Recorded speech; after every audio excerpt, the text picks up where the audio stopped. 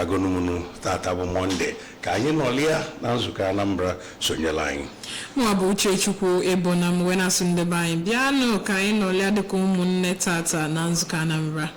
Nanketa, Aiga, Enebenyanya, Nam, Nepuipe, Dempa. Standardization of skill sets in Anambra.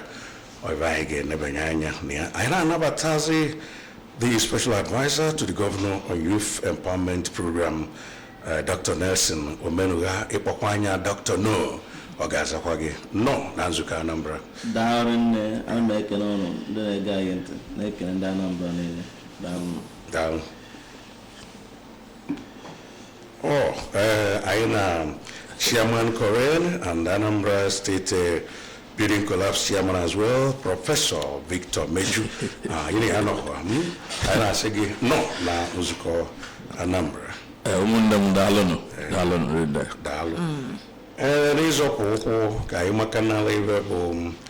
These skill sets. Standardization. And you were governing road woman who did what standardization. 14 years they non like on. Especially my okay. We are forward there work as skill sets. Okay, okay, I think I'm looking and Anambra and then I guy into. Yes. Tata, you may discuss with them. Because na Anambra today and lay emphasis on skills, which is alcohol. This is in line with it is Imandibo. Imandibo na akajaja na yes. Laying emphasis on skills, laying emphasis on what you can do with your hand. For the student has about certificate, no certificate, what you sabi. So it's all about Kedifi Game Potamu.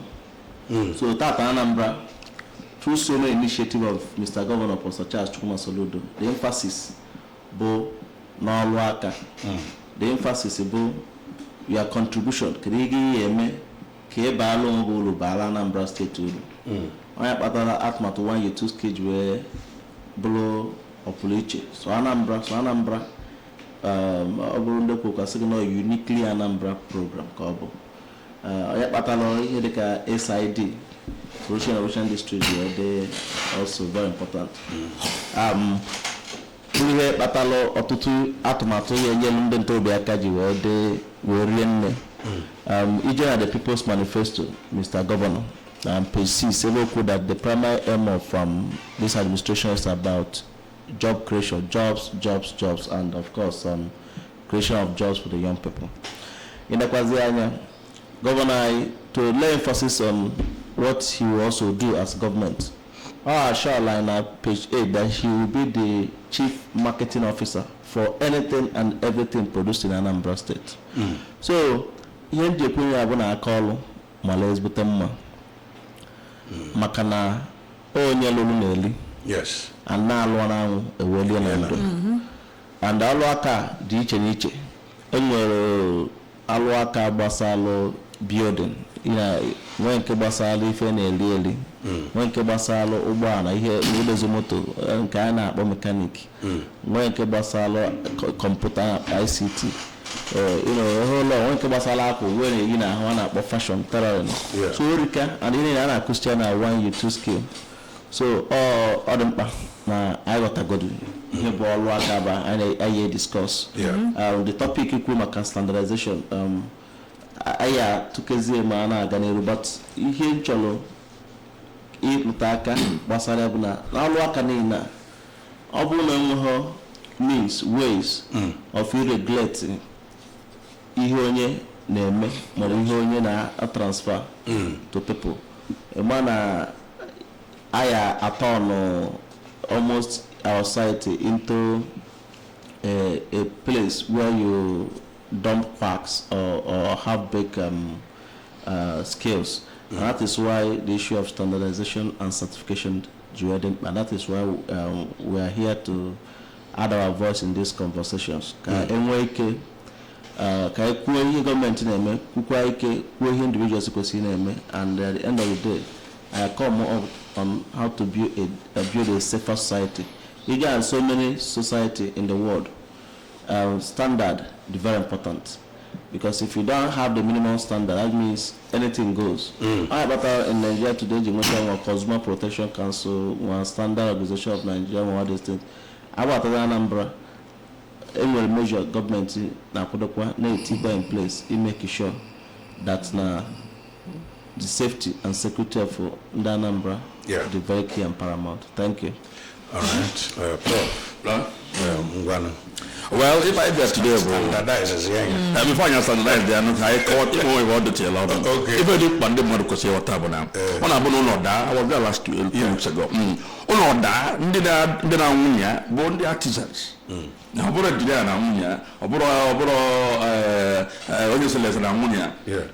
On down earlier, which are the last level, the lowest level of cadre in engineering, which is artisan. And that's why we have come today to tell them that federal government in 2017 set up what we call Sector Skill Council, headed by the Vice President Shetima, the chairman of the group, but the vice chairman. And Korean, remember, MBTA member. In fact, Korean was given the responsibility to go and galvanize these people from the grassroots and put them into a sector. Today now, the council has approved that artisan will now be the 5th level of cadre in Korean. And that is why we have come today. Now, by May, I am Anambra East inauguration. We have gathered them. And come on the Monday. You know, but I only for saying a low tide because now a low medicine. Because everyone gonna know we will not allow that. Work Tosia now low medicine. You have to the plant. You have the block. You have the electrical. One man show on my boy there. You know, these are the things we want to avoid. Now we want to go into certification, training and certification of these people, because all the government tell you to. Governor, I even want to say that. Governor, governor these people. Can you only pool? Where you say we want certified artisans, going along, eating a not born in Jana Bakaleke Street, but in Jana Obolo, Mausa, Mantadimolo, Tianolo, you know, you possess a way faster law. Oh, we for after and any roof foundation. What can you evaluate? It was even there was a roof foundation. And even the Guno, although 1.5 meter. And if you want to set up a building, today, that is what we say. Now we want to go into regulation. We want to get all of them. You know, if you look at the Sector Skill Council regulations and guidelines, that's now even artisans will rise to level 7 and civil service. These are the things we want to gather, and that's why we are here today. Other than regulations, I can go later. If you can level framework already structured for them to come in. Even I call up, no one for I nobody not certified, you don't train. Even organizer, in Arabia. Last month, Council here, buying a project. We say, only from Babiko, Black Line Chamberlains from Osipak, or I think from Chamberlains. If I is at there, if I'm on kind of Chambatia, Nasoka, you know, we need to govern people and train them, certify them for future technology advancement, for quality assurance, for productivity. These are the things we want to do. And that is why we have started it. You say you know, he wants to get these people and get them pulled through the government. That one youth initiative. And that's what I have commented. I don't want them. Okay. All right. Dr. Nelson, when he was speaking, Okuroko, there came a pool of, you know, youth of skills. Absolutely. Can you initiatives because I know one youth 2 skills. Yes. We'll say about boyfriend and they are not under this one youth 2 skills. And we're all below per training as to having enough ideas of the modern skill set that is made available. Yes, only two governor Ola Nkuku. Here Basalo, then Torobia, in Wakolo. Mana in addressing that challenge, that na minimum standard. They unique, not just they are relevant in Anambra and exportable abroad. And if that is the objective, then all the important, emphasis on certification. of course, this second batch of 1 year 2 skill, I prioritize, we actually prioritized this certification, trying to get all the master trainers, the skills actually transfer to the trainees to a sessions where they were further interrogated, the skills were further interrogated to achieve at least a minimum standard among them. They meet those standards were dropped because the end game, Bona, as we make progress with 1 year 2 skill, we will continue to deepen efforts, certify, standardize, so that ultimately this skill in our transfer, I believe here pass the test of time and something that would ultimately be useful to our impact. Because if you end up transfer garbage into or half-baked skill to these youths in a train, then what we are unleashing to the economy will quacks, and this is something we are trying to avoid. It's also very important to note, and that's why part of why I came with my laptop, because there's so many media impression out there at the national. Now we're looking at nationally, and if you bring it down home, you see that it's also very much within us. For instance, sometime last 2 years, Dangote refinery recruited 11,000 Indians. Now the oil refinery instead of Nigerians, and a lot of media impression asking why that is so. Even the Building Institute also came out to say that Togo, Benin Republic artisans do better than Nigerians. It's something that should strike us. It's something that should get us to think. In fact, there was also a media research that also showed that now artisans, Anambra, and even Nigeria now abandon their vocation. Neje abazi okada because now the Togo watch all and why won't the Togo all because their skills are rather competitive. So it's important Nigeria come advertise. The kind of finishing won't be the same in Togo. It's important onye Togo come POP. Only China na but Nigeria, the finishing won't turn out well. So it's important now. I got what is happening. So also our construction industry alone, Nigeria have lost $4.5 billion annually to foreign artisans. The Togo, Bia, Halosiolo, and India, Halosiolo export all the currency to their country. Will name in their country. I am the artisans saying, don't throw and then would be at loss in all these things. So it's important. Now what are the purpose why this certification standardization is very important? Not only to safeguard our people, it will also provide a platform for our people, young people now more skill, to be trained by the best of best. The government will always say that and I also want an training. Now people want to be trained by the best of best and not by only village here. So it talk about because ikuzelu onye na moto amota ka esa ya moto weje loba ya bụ na onwe ka olocha fuel pump or affect your brake pad it is the motor poor or so ndị alụ aka is very important.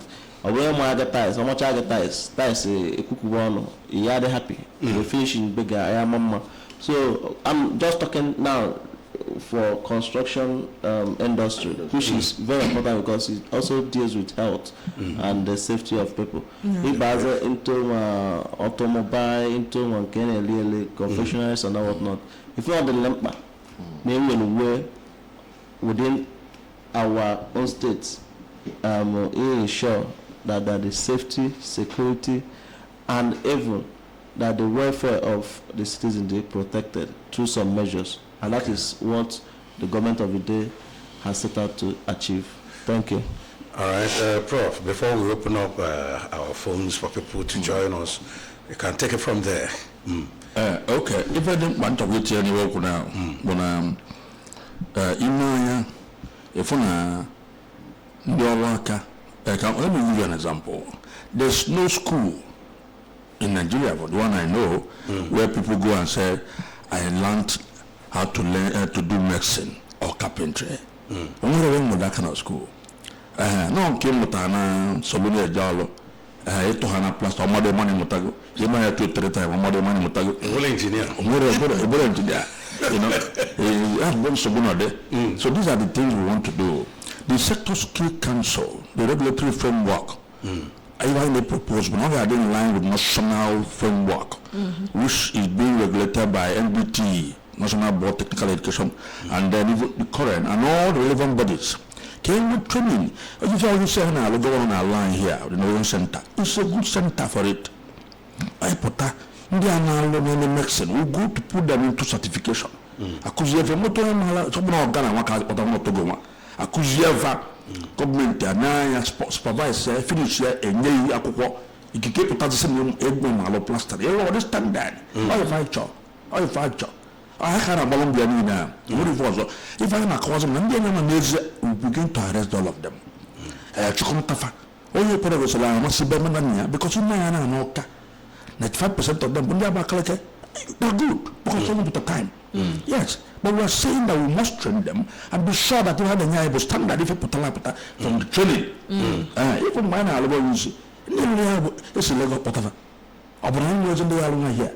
Abraham. This when I get to go 2,000 naira motor about motobia. The better on site. One about an said. They don't have family, they don't have any home. They live in the site. You pay for 200 naira. They don't give you the job. Only put only say a cock about motor here, 500. It's said about maybe one square meter. Or so you got 1 square meter for 7,000. A day job 15,000. When only to get water, buy them to 2,000. Only go here, Malo. You saw how much what they do and you say, any amount will give me. You put them pay 500 naira or 1,000. Only because now. That's the challenge. We want to now make some hands on one pool, dissatisfied. So the job, the only relevant, the program, the only build up, the only government. And you know, I'm trade to certify for law. It puts you all. Can you give another example? When you buy the law, you plumb back up hotel. I see here you may have 150,000. Cultural law, they are now for the standard. Or when you want to plumber, see by law at 5,000. Only come up with 15,000. In my language, I know only allow 15,000. After 1 month, I put that place if you got a leak. These are the things we want to avoid. These are the things we want to say no to it. There must be standardization, like you said. And you know, standard for every structure, every building, every design, every workforce you are doing. And we got price tag for it. Yeah. So you know, they want to do if I got a for the tour. You know? So the process of getting them to, come together under one umbrella to perform. Yes, I need now. Okay. On 2nd of May, I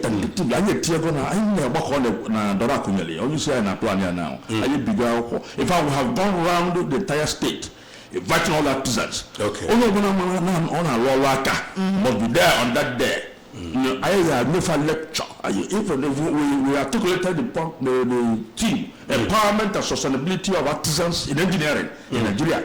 We want to train them, bring them together.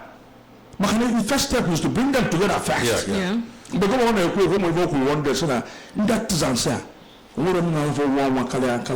Because a day they receive minimum of 17,000 with medicine. Yeah. That's 1 month. Yeah. Times a week. A week. Sunday, Saturday. Yes. 20,000 times 7. Times there by 5. Times there by 5. Times there by 5. Don't do 7 days. 5. Can I assume that now on the Sabbath? A day job. Yeah. Just times a day pay. 100,000. You do that 1 month, 22 days. In every kind of program, when you buy a car, you buy a car, or say no more. Buy a car, that's what we want to do. Or say, I'm not from a radio. And they don't do tax. Personal income tax. No, yes. When how they receive higher income. Yes. And state. They pay medicine is now between, depending on inflow, 15 to 20,000. So, but let's keep it at even 15. If you multiply 15 by 5, you multiply it there by 4 weeks. Let's even say 2 weeks, no 2 weeks, which is impossible. Multiply it there, what is involved. Taxable. Yeah. You know, these are people who want to come and bring them together. You know, if you do that, it will increase the per capita income for the state government. So, especially those that would shy away because of inflation go tax. I say, I'm going to put up water. And the government, now. No, but it's not about tax. It's also about ensuring their own safety. Yes. You know your artisan, know your worker. Yes. If they are organized, they can even be enrolled in ASHA. 12,000 naira. The government can do that. The government is doing that for Ndekeke, Anambra. You can also do it for them. There are a lot of benefits at worst, whatever anybody might think, because now government now sees and organize people that they could easily support. So it's very important now that I talk about tax. Tax might not even come today, might not come tomorrow, but the benefit they can derive from this organization, safety benefit is humongous. Some medical benefit, they are together. And there's skills too. And there's school improvement. Yes. And certification. When you want to motor test, certification. All the good happy. When I see this time about one old man, he's very good in run a lot. When I want to certification, my losses or got 60 years to take the Brian more. Yeah, the son had to qualify. Why I want that's a statement. Yeah. You know, so people are hungry to get certified. Okay. And when you are certified, you are relevant. Yes. Relevant. And would the certification also help in holding those that still practice default when it comes to... Exactly. Yes, you don't know who to pay. You as an engineer on the site, you want to go your artisans. You charge them, you may charge them, you buy the loan of dollar. You have a job, to do the law money. As long as you call all the Bonyansa, and cause of Bonyan, Backlash, and cause of Bonyan State. We didn't identify any of them. Those of this water, little teacher, all have plastic now. And I want to come to one again. That's talent. But you want a pool before you go into a site as a builder, as an engineer, and then you certify group of artisans. Your plumbing not there, your medicine not there, your carpentry not there, your bender not there, all your fitters are combined together with their address and information. I'm only going to and do building, and they will be there until it is finished. That's what we're trying to do. All right. If you want to join the conversation, call us on 0706 5381 320. You can drop your comment in the comment section on Facebook. We'll read out your comment. That's if you're trying to get us and don't get us, you can drop your comment in the comment section on Facebook if you're watching us live. You can also call us on number 0904-956-0826. Also send us messages to our WhatsApp number 0705-113-8812. And remember, we're still in ABS and we are talking about very important standardization of a skill set in Anambra State with Dr. Nelson Omenuga, Special Advisor to the Governor on Youth Empowerment Program, and of course, Chairman Korean and Chairman Anambra State Leading Collapse, Professor Victor Meju. Hello. Please remember when you want to call, move away from your radio set. Hello, good morning. Good morning. Wow, we are not in a kind of a karaoke hall. So when you want to call, move away from your radio set or tune down the volume on your radio set so that we can communicate efficiently. Hello. Hello. Hello, good morning. Actually, we see on unit. Your name and location, please. Okay, I'm both guys. Okay, your name is Chwebuka. Okay. Yeah, they put in mana. Let it be. Yeah, but na yaji achieve the botua. We get in Doraka. Maka na bro iguzebe organization I have now. Bro some kind of thing ya gawo. a na-eme ọ bụrụ ị na-emekpa ndị ọrụ ahụ because ọ nwezi ndị anyị enwetazi ọrụ ọrụ bezo na anọ na group maọbụ na side ebe ha nọ ọdịcha ọrụ adịcha ebe ha nọ a na-eme ya maka esi mee ya ọbara onye ukwu bara onye nta onye nchọ ka mpe otu nke m. Okay, because now you'll be jotting down the questions so that then at the end of the day you respond. Hello. Hello? Hello. Good morning. Yeah. How are you? Yes, good morning. Your name and location? Yeah, she will be from Nanka. Okay, go ahead. What's the question or contribution? I'm a Thai. I want to more than one book on your water. Yeah, that person, yeah. So, man, I'm born in a book in a radio. I got to go. That's the idea. I'm okay. It's talk about your poor side, you know, right? Okay. Nice. Then also, I know how never not to pay down and in a day in a week. Don't like January can lorry person at all. I don't have to pay you in a every day and every week. You never want you when I have you don't work out. Okay.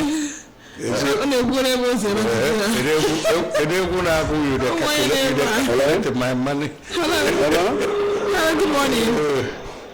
Hello? Good morning. Good morning. I'm Samuel Rebu. It's Malta. No, Samuel. Okay. I like you know, Eben Dimension. So I'm a person.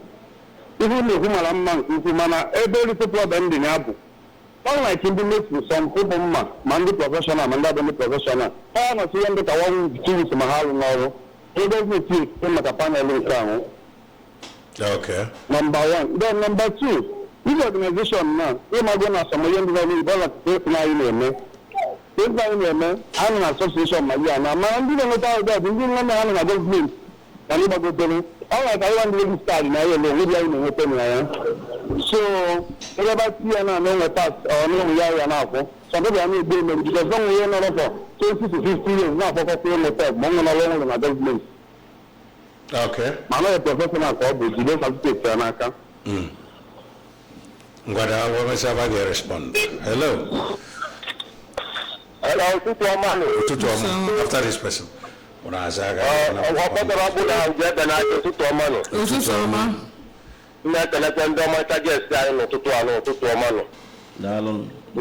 Apugo nuru chani di ta no bright no tutu ano una mata to man no ina huna mo na ko Antonio Merati dan parati na Facebook live. Okay. Ama kuna ndi get type to burede na ndo ha de cha. Oh yes.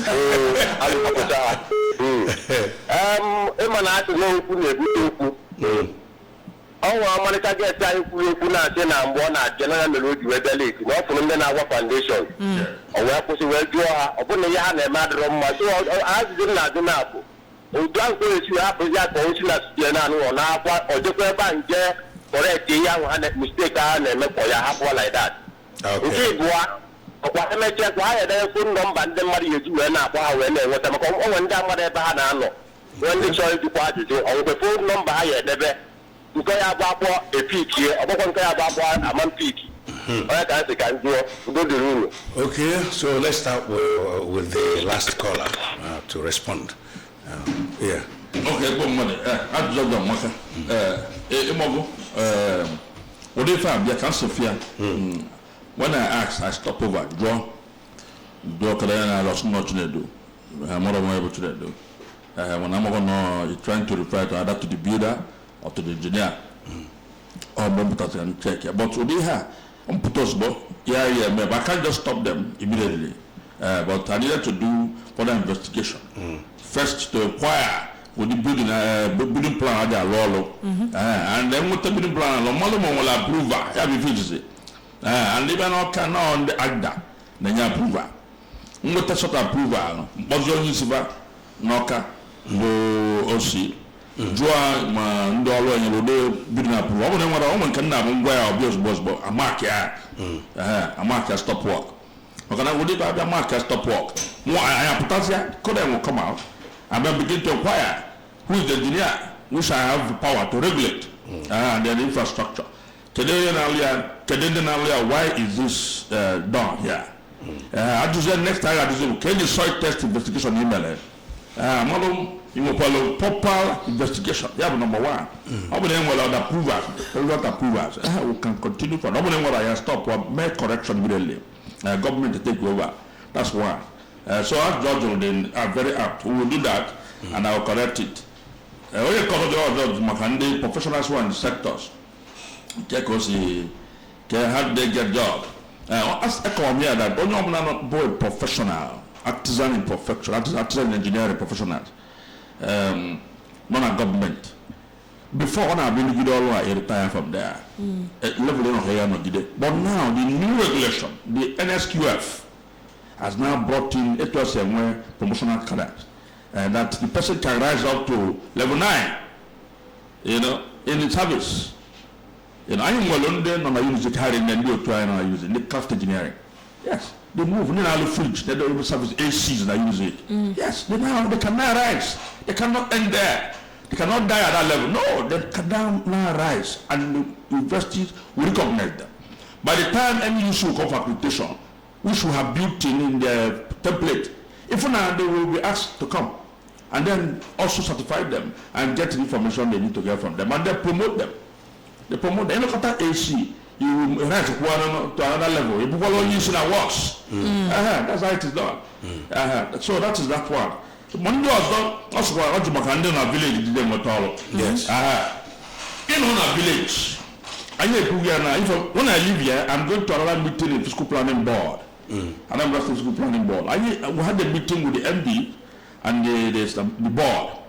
That going forward, I get them was a certification, proper scrutiny of every plans that come for development. And then Anambra fiscal planning board regulates the entire buildings and the building control agency across the states. About 20, I can't get the figure, but about 17 local government. Now, open on Ananka. Always when I am on Ananka, Mobuna Eutara approval, general local government.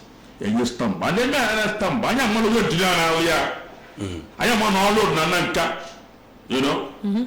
So we will not know. I have an inspection there. One of the artisans now here.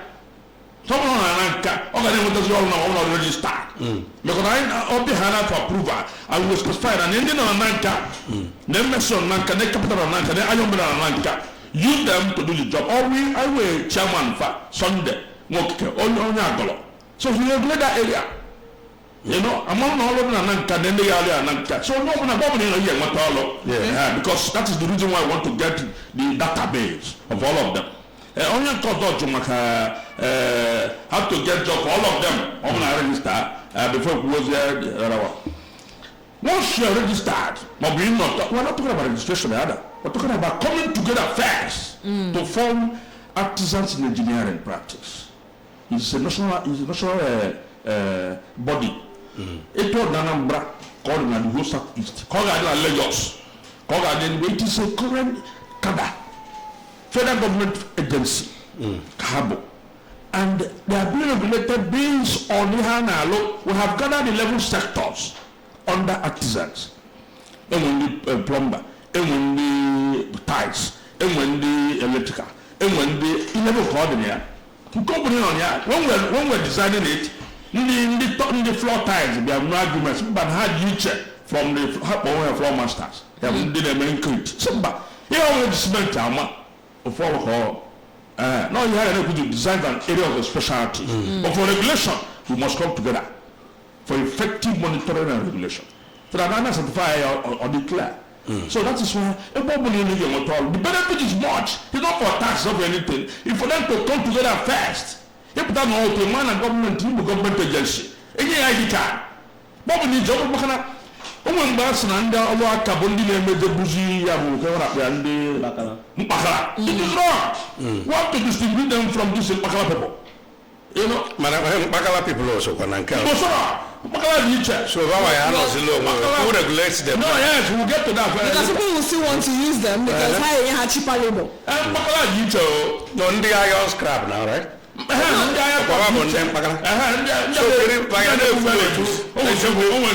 last 2 years. They should be part of it. Went and called everybody the teacher. Okay. Went for 2 years ago. When we assess it, even a dollar.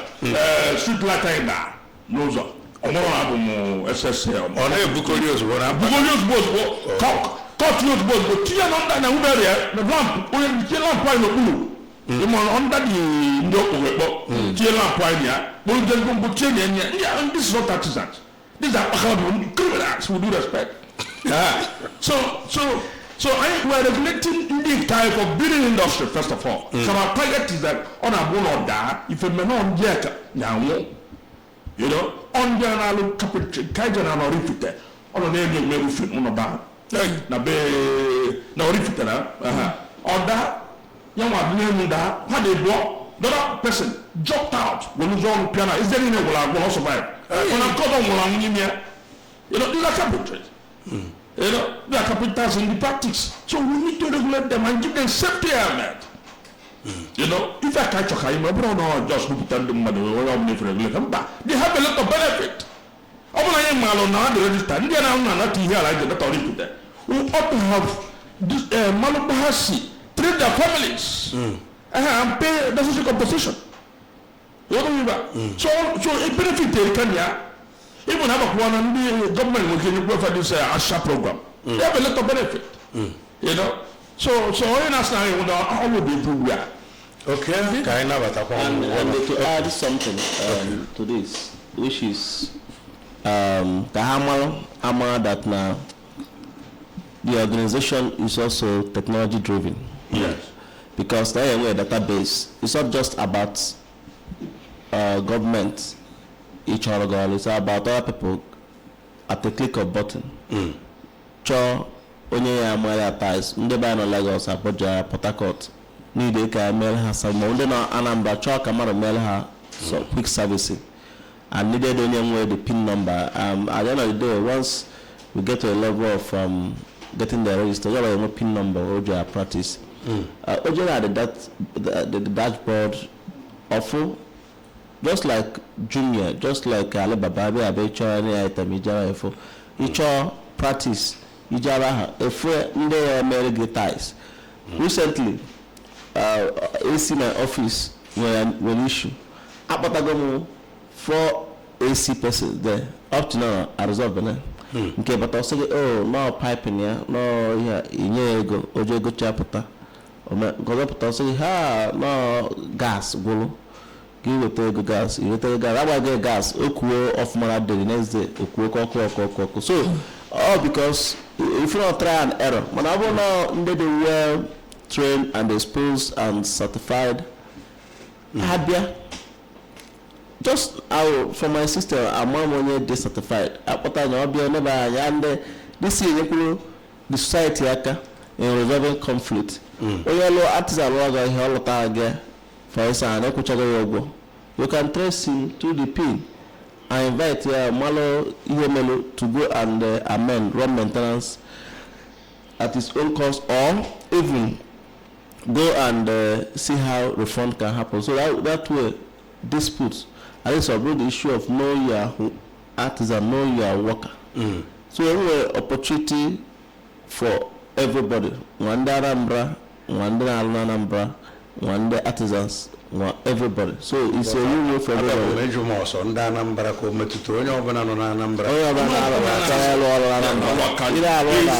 China practice Anambra. You must go to China, come and get full.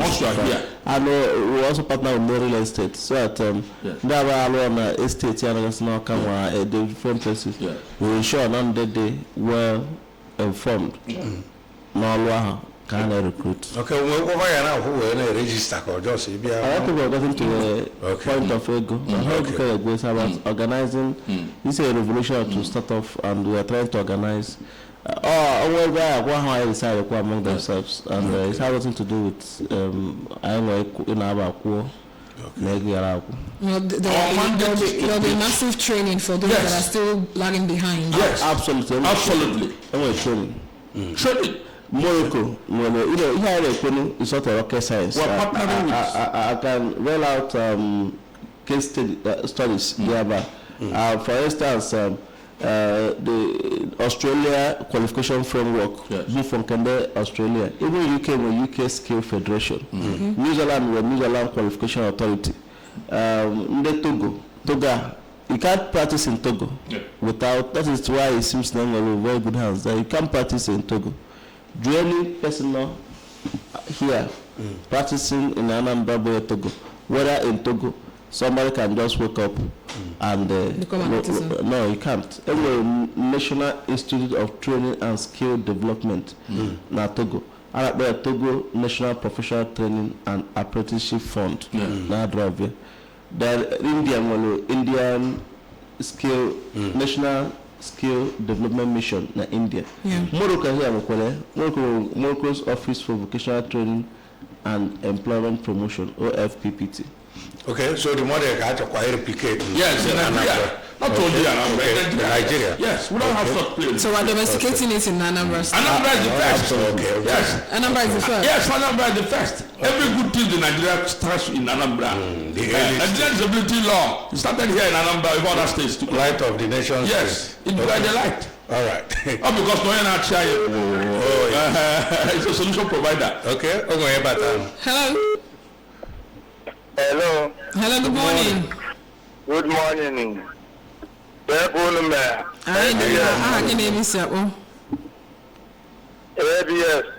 Champions. I'm Buchubuju Wanko. Ngwanagani, we were 35 seconds. I'm from Ubin, Organot. Okay. Even the Kuno to that, who go Pemo, Automobile. Okay. Mana Imaguna Adila I haven't been trying to I will the wife I will without that can ask more professional driver. And so many people professional driver. I don't know where you will against the home of and the I can make down a picture up. Because this time I buy a ban almost over people go away on Alacana or Buchanan. I am not sure that I might have one money if you hope. I can have but I am not for Apple. Who is good you all the moment? Yeah. Thank you for ABS. Thank you for thanking us. Okay, we are then your messages to Ndine Gang and the artisans. Prof, who Doc Kukwa, can you Chachitezia? Yes, just a minute each. Yeah. Prof. Okay. I'm saying, was is in the Anambran. The government angle to it, and then the last caller, the last caller, I can couple of professional driver out of the born on the sector. I put on a professionalism. I was putting only saying you professional driver. Okay. And one of the one Anambra, our government tier number one. Government tier in the 2018 where Abatonia, or I could not use the youth. I have a special advisor governor, not here. All the bureaus here, world government. Can we do now mobile a guideline, the regulatory framework? How can we now governize and regulate these people? It's not a problem. No, how do you sustain? How do you sustain them using laws and tools and activities? That is what we want to. And I'm on capacity. We do all this. Yeah. I know even sponsor a bill like now currently the registration in CS is going on. Once that is done, one and they go taken care of.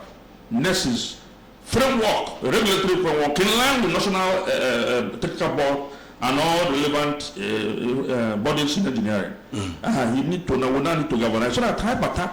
And when training that is certified, even if let me give you Morovia, Cameroon, sorry. I'm going to keep the president of Cameroon mobility and skills. You must have at least minimum. In fact, at least minimum of 3 skills. So what happened to the governor of this place? You know. But then, China, with due respect, majority of us who read engineering are not attuned with the technicalities. Very important. If I am a good body here, now body here.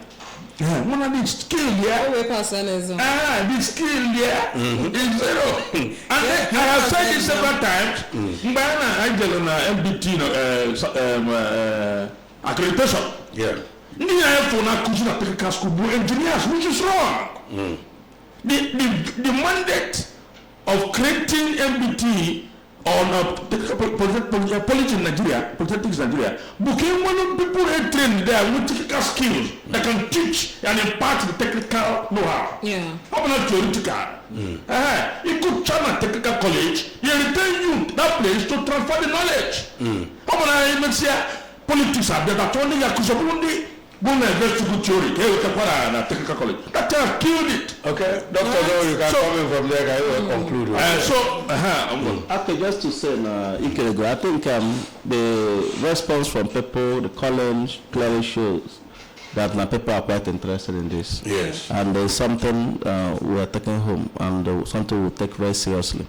Secondly, is to say that now, of course, we just have to start off with the construction component. Somebody talked about driving this thing. Driving is a very big skill. Yeah. It is a very big skill. If you go to Canada and US, truck drivers are cashing out real time. So you get to that level. Of course, people on their own individual basis, the partnership with road safety, driving school and whatnot. Yes. But I'm looking at now the bigger picture, which is truck driving, and even caterpillar repairs. These are places in a shortfall of skill. Yeah. If you want to really make money, go and learn how to do caterpillar. Go and learn how to do welding under the water. This massive industrial welding. We haven't gotten to that. But Mr. Governor has assured that we'll actually get there, because I know in one of the executive council it was actually raised. Because I don't know welding, we do welding in one U2 scale. Yeah, but welding, I will get around the state. But if you want welding in industrial scale, pipeline, OCO, and other states, it will require us to get those people to come and trace, which will something we will do at some point. So just to assure us that we all get there, but we simply have to start with this one. And we want to assure Anambra that only the best is enough for them. Thank you. On 2nd May, because anyway, 2nd May, only baptism on Anambra, what's the one Dorakuya? 10 o'clock, I am going to then the Yafa. Let them come and write their names. And identify their trade with us. All right, we want to thank you for coming, Professor Victor Meju, Chairman Korean and Chairman Anambra State Building Collapse. Thanks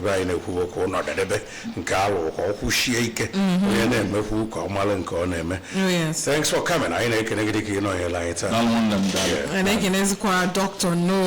Nelson Omenola, Special Advisor to the Governor on Youth Empowerment Program. Dalarin Nene Basunya and NZUKO Anambra. Yes, the youth who are looking at the Prisca one corner for an eye.